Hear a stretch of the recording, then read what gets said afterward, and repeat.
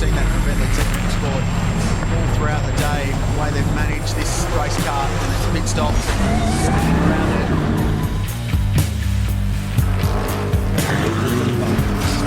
What a race it's been for Bentley.